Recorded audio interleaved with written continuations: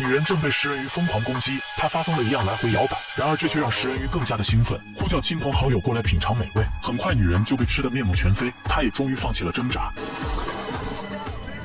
看到这恐怖的一幕，上面的人赶紧拼命地往船上爬，可就在这时，固定的螺丝却开始松动。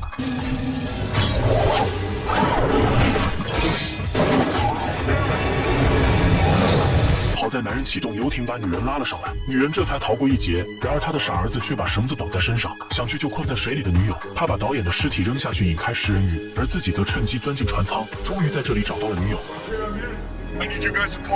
接着他打开氧气瓶，带着女友潜入了水下。同伴得知情况后想拉他们出来，可奈何游艇却在这时打不着火了。而此时食人鱼也被氧气瓶吸引了过来。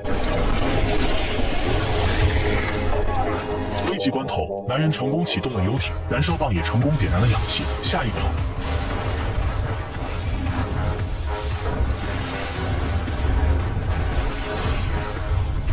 两人最终成功获救，无数的食人鱼被炸成鱼干。然而正当他们高兴时，老教授告诉他们，水里的食人鱼还处于婴儿阶段。